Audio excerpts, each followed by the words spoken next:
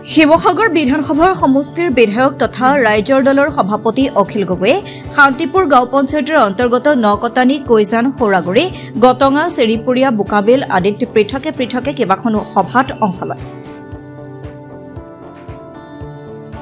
প্ৰতিখন সভাতে শতাধিক ৰাইজ উপস্থিত থকা অনুষ্ঠানত দলৰ জিলা নেতৃত্বৰ লগতে বহু দলীয় নেতাকৰ্মীয়ে সহযোগিতা আগবঢ়ায়। এই যাত্ৰাত গগৈয়ে গ্ৰাম্য পুথিভঁৰাললৈ গ্ৰন্থ আৰু প্ৰয়োজনীয় আচবাব যোগান ধৰাৰ কথা ঘোষণা কৰে।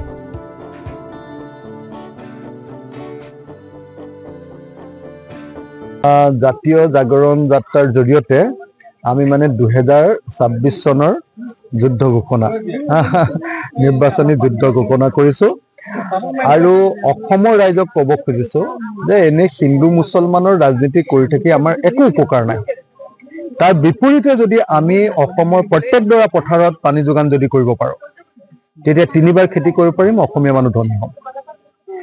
অসমৰ প্ৰতিখন গাঁৱে গাঁৱে যদি সৰু সৰু ইণ্ডাষ্ট্ৰি খুলিব পাৰো তেতিয়াহ'লে অসমৰ প্ৰতিখন গাঁৱৰ প্ৰত্যেকজন মানুহে আমি চাকৰি পাম, কাম পাম। এইবিলাক কাম নকৰি গাঁৱৰ ৰাস্তা নবনাই গাঁৱৰ দুখীয়া মানুহক সহায় নকৰি অকল হিন্দু মুছলমান কৰি থাকিলেতো আমাৰ দেশ নচলে। এতিয়া আমি দেখিছো যে বিজেপি চৰকাৰখনৰ দিনত সব বস্তুৰ দাম ইমান বঢ়াই দিছে যে মানুহ কোনো চলিব নোৱাৰে। আৰু সেইটো ক'লে কয় নহয় আমি অৰুণোদয় দিছো নহয়। আৰে তোমাৰ অৰুণোদয়ত কেইটা মানুহে চলিব পাৰিব? তোমাৰ অৰুণোদয়ত কেইটকা দিয়া যে যিকেইটা টকাৰে সেইকেইটা টকাৰে মানুহ পৃথিৱীত চলিব পাৰে নেকি? গতিকে এনেকুৱা পৰিস্থিতিত আমি অসমখনক নতুনকৈ গঢ়িবৰ কাৰণে এটা নতুন ৰাজনৈতিক যাত্ৰা আৰম্ভ কৰিছো, যাৰ নাম দিছো জাতীয় জাগৰণ যাত্ৰা। যি জাতীয় জাগৰণ যাত্ৰাৰ জৰিয়তে আমি কৈছো যে এজন বিদেশীক বিচাৰি উলিয়াই আমি অসমৰ পৰা খেদিম। কেনেকে খেদিম? তাৰ কাৰণে NRC-খন কমপ্লিট কৰিম। NRC-ত নাম থকা মানুহবিলাকে আইডেণ্টিটি কাৰ্ড পাব। NRC-ত নাম নথকা মানুহ চবেই বিদেশী ৰূপে গণ্য হ'ব আৰু অসমৰ পৰা যাব লাগিব। নাম্বাৰ 1। নাম্বাৰ 2, আমি কৈছো যে অসমৰ থলুৱা মানুহবিলাকক, খিলঞ্জীয়া মানুহবিলাকক যদি অধিকাৰ প্ৰদান কৰিবলৈ হয় তেতিয়াহ'লে 6 জনগোষ্ঠীৰ জনজাতিকৰণ কৰি দিব লাগে। কলিতাসকলৰ জনজাতিকৰণ কৰি দিব লাগে। নাথ যোগীসকলক জনজাতিকৰণ কৰি দিব লাগে। তেতিয়া অসমৰ খিলঞ্জীয়া মানুহৰ হাতত আমাৰ ৰাজনৈতিক অধিকাৰটো থাকি যাব। কোনো বিদেশীয়ে আৰু কেতিয়াও আমাক একো কৰিব নোৱাৰে। কোনো বিদেশীয়ে আমাক একো কৰিব নোৱাৰে। ঠিক তেনেকে আমি যেনেকৈ আমাৰ নাগালেণ্ডত আপোনালোকে জানে যে নাগালেণ্ডত যেনেকৈ মাটিৰ অধিকাৰ অকল নাগাসকলৰ হাতত আছে, যেনেকৈ নাগালেণ্ডত মাটিৰ তলৰ তেল আৰু কয়লাৰ অধিকাৰ কেৱল নাগালেণ্ড চৰকাৰৰ হাতত আছে, কিন্তু অসমৰ তেলৰ অধিকাৰ, মাটিৰ অধিকাৰ নাই আমাৰ হাতত। এই অধিকাৰ আমি আমাৰ হাতলৈ আনিব লাগে। তদুপৰি আমি অসমৰ প্ৰত্যেকখন পথাৰত পানী যোগান দিব খোজো। আৰু পানী যোগান দি দিলে সকলোৱে পথাৰত খেতি কৰিব পাৰিব বছৰৰ সকলো সময়। 3বাৰ খেতি কৰিলে মানুহ নিজে নিজে ধনী হ'ব। এই আটাইবিলাক কাম এটা এটাকে আমি কৰিব খোজো। অসমৰ প্ৰত্যেকখন গাঁৱত 1-2টা এনেকৈ ইণ্ডাষ্ট্ৰি খুলিব খোজো। তাত গাঁৱৰ ল'ৰাবিলাকে, মহিলাবিলাকে কাম কৰিব। কোনো মহিলাই আৰু নোখোৱাকৈ থাকিব নালাগে, কোনো মহিলা আৰু হাতত পইচা নোহোৱাকৈ থাকিব নালাগে।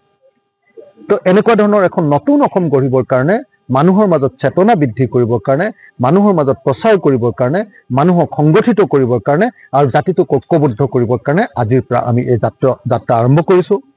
আজিৰ দিনটোত আমি শান্তিপুৰ পঞ্চায়তত এই যাত্ৰা চলাই আছো। এতিয়ালৈকে 7-8খনমান মিটিং হ'ল আৰু 4খনমান মিটিং আমাৰ আছে। দিনটোত মুঠতে 11খন মিটিং আৰু শেষত এখন গণসভা। এনেকৈ আজি কাৰ্যসূচী গ্ৰহণ কৰা হৈছে। আৰু এই কাৰ্যসূচীৰ জৰিয়তে আমি 2026 চনত বিজেপিৰ চৰকাৰখনক যিকোনো প্ৰকাৰে ক্ষমতাৰ পৰা দলিয়াই পেলোৱাৰ সিদ্ধান্ত লৈছো। ইতিমধ্যে বিৰোধী দলবিলাকৰ মাজত এলায়েন্স হয় তেতিয়াহ'লে বিজেপি চৰকাৰ গিৰি যাব। কিন্তু বিজেপি চৰকাৰক গিৰাবৰ কাৰণে বিৰোধী দলবিলাকৰ মাজত আন্তৰিকতাৰে এলায়েন্স হ'ব লাগিব। আমি এই মুহূৰ্তত আটাইবিলাক বিৰোধী দলক ঐক্যবদ্ধ হ'বৰ কাৰণে বাৰম্বাৰ আহ্বান জনোৱাৰ নিচিনাকৈ এতিয়াও আহ্বান জনাই আছো। ঐক্যবদ্ধ হ'বই লাগিব। ইফাল সিফাল কৰিলে কোনেও নহ'ব। সকলোৱে মিলি 2026ত আমি বিজেপিক বিদায় দিব লাগিব। অসমৰ মানুহে এটা কথাৰ কাৰণে ৰৈ আছে যে কেতিয়া সকলো বিৰোধীবিলাক একলগ হ'ব। সকলো বিৰোধী একলগ হোৱাৰ লগে লগে মানুহৰ মাজত একদম সাংঘাতিক ধৰণৰ এটা উৎসাহ আহি যাব আৰু তেতিয়া আমি বিজেপিক হৰুৱাই দিব পাৰিম। মই সেইকাৰণে সকলোকে 2026ৰ কাৰণে সাজু হ'বৰ কাৰণে আহ্বান কৰিছো। আপুনি বিধায়ক হিচাপে যিটো পুথিভঁৰাল, এই পুথিভঁৰালটোৰ কাৰণে মোৰ ব্যক্তিগতভাৱে মই কিছু কিতাপ দিব খুজিছো। কিতাপ, টেবুল আৰু আলমিৰা। তো যাতে এইখন গাঁৱৰ যিমানবিলাক নতুন ল'ৰা ছোৱালী ওলাই আহিব সিহঁতি যাতে সাধু কথাখন পঢ়িবলৈ পায়, গল্পৰ কিতাপখন পঢ়িবলৈ পায়, কবিতাৰ কিতাপ এখন পঢ়িবলৈ পায়, ইংৰাজী সাহিত্যৰ দুখন এখন কিতাপ যাতে পঢ়িবলৈ পায়, অনুবাদ সাহিত্যবিলাক যাতে পঢ়িবলৈ পায়, ডক্টৰ হীৰেণ গোহাঁই ছাৰৰ নিচিনা বিদগ্ধ পণ্ডিতবিলাকৰ লেখাবিলাক যাতে পঢ়িবলৈ পায়, তাৰ কাৰণে মই এইখন গাঁৱত যথেষ্ট পৰিমাণে কিতাপ, কেইটামান আলমাৰি আৰু চকী টেবুল আৰু লগতে খেলৰ সামগ্ৰীও, কেৰম, চেছ এনেকুৱা ধৰণৰ খেলৰ সামগ্ৰী, ফুটবল, ভলীবল এনেকুৱা ধৰণৰ সামগ্ৰী দিবৰ কাৰণে সিদ্ধান্ত লৈছোঁ। কাইলৈ বা পৰহিৰ ভিতৰত দি দিয়াৰ ব্যৱস্থা গ্ৰহণ কৰিছোঁ। পুঁজি পুথিভঁৰালৰ কাৰণে পুঁজি নিদিয়ে। এইখন চৰকাৰে মদৰ লাইচেঞ্চ দিয়ে, এইখন চৰকাৰে গাঁৱে গাঁৱে মদৰ দোকান দিয়ে, কিন্তু লাইব্ৰেৰীৰ কাৰণে পইচা নিদিয়ে, কিতাপ নিদিয়ে। সেইকাৰণে মই এইখন চৰকাৰক আহ্বান জনাম যে অসমত হাজাৰ হাজাৰ এনেকুৱা গ্ৰাম্য লাইব্ৰেৰী আছে, নামঘৰৰ লগত গাঁওখনৰ ক্লাবটোৰ লগত লাইব্ৰেৰী আছে, যি ক্লাবত যি লাইব্ৰেৰীত এখন দুখন কিতাপ পঢ়িয়ে অসমৰ গাঁৱৰ ল'ৰাবিলাকে ভৱিষ্যতে এজন বুদ্ধিজীৱী হ'ব পাৰে, ভাল এজন তাৰ্কিক হ'ব পাৰে, ভাল এজন মানুহ হ'বগৈ পাৰে। সেইকাৰণে মই ভাবোঁ যে গাঁৱতেই আচল মুকুতা লুকাই থাকে। সেই গাঁৱৰ মুকুতাবিলাকক ৰাস্তালৈ উলিয়াই নিবলৈ হ'লে, মানুহৰ মাজলৈ উলিয়াই নিবলৈ হ'লে এনেকুৱা সৰু সৰু পুথিভঁৰাল লাগিব, কিতাপ পত্ৰ পঢ়িব লাগিব। আৰু সেইকাৰণে চৰকাৰক মই আহ্বান জনাইছোঁ যে যেনেকৈ আজি মই বোকাবিল বৰনামঘৰৰ লগত থকা বোকাবিল পুথিভঁৰাললৈ কিতাপ প্ৰদান কৰিব খুজিছোঁ, অসম চৰকাৰে অসমৰ প্ৰত্যেকটো লাইব্ৰেৰীলৈকে টেবুল, চকী, আলমাৰি আৰু কিতাপৰ যোগান ধৰক, ছবি আঁকিব পৰাৰ সামগ্ৰীবিলাক যোগান ধৰক, কম্পিউটাৰ দিয়ক যাতে তাতে প্ৰত্যেকজন ল'ৰাই কম্পিউটাৰ ইলিটাৰেট যিবিলাক আছে কম্পিউটাৰ লিটাৰেট হ'ব পাৰে, সকলোৱে শিকিব পাৰে, তাৰ ব্যৱস্থা কৰক। নহ'লে কিন্তু অসমীয়া জাতি আগবাঢ়ি যাব নোৱাৰিব। শিৱসাগৰৰ পৰা প্ৰতিদ্বন্দ্বিতা কৰিম আৰু শিৱসাগৰৰ পৰা প্ৰতিদ্বন্দ্বিতা কৰি এইবাৰ যদি জিকো, এইবাৰ চৰকাৰত মন্ত্ৰী হ'বলৈ চেষ্টা কৰিম। খোলাখুলি কথা, এটা কাৰণতে, বেলেগ একো কাৰণত নহয়, মানুহৰ কাম কৰিবলৈ, অসমৰ খেতি পথাৰবিলাকত পূৰা পানী যোগান দিবৰ কাৰণে। অসমৰ প্ৰত্যেকডৰা খেতি পথাৰত 3বাৰ খেতি কৰাব লাগিব। মানুহক 3বাৰ খেতি কৰালে ধনী হ'ব।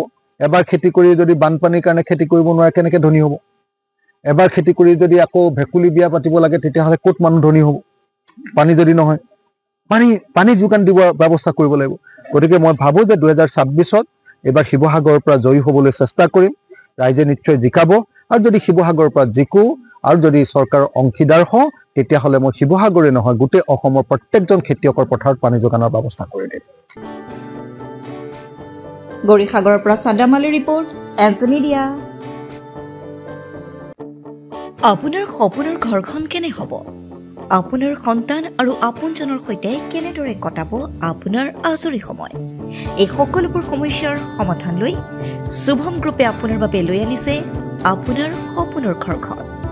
362টা ফ্লেটযুক্ত শুভম গাৰ্ডেনৰ সফল নিৰ্মাণৰ পাছতে 20 বছৰৰ ভৰসা, 16টা প্ৰজেক্ট, 28 লাখ বৰ্গফুটৰ সম্পূৰ্ণ নিৰ্মাণ আৰু 15 লাখ বৰ্গফুটৰ চলিত প্ৰকল্প নিৰ্মাণৰ অভিজ্ঞতাৰে যোৰহাটত শুভম গ্ৰুপে নিৰ্মাণ কৰিছে দ্বিতীয়টো প্ৰজেক্ট শুভম পাৰ্ক।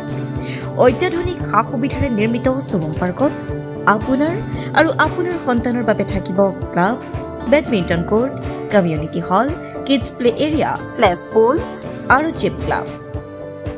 প্ৰতিটো ব্লকত থাকিব 2.5 BHK, 3 BHK, 3.5 BHK ফ্লেট। লগতে থাকিব আপোনাৰ আৰু আপোনাৰ আপোনজনৰ প্ৰাপ্তিৰ সাহী। আজিয়ে বুক কৰক আপোনাৰ সপোনৰ ঘৰখন। যোগাযোগ কৰক 6003301010 নম্বৰত। আমাৰ ঠিকনা সোণাৰীগাঁও, তৰাজান, যোৰহাট 785001। 6000ৰো অধিক বাসিন্দাৰ ভৰসা শুভম গ্ৰুপ।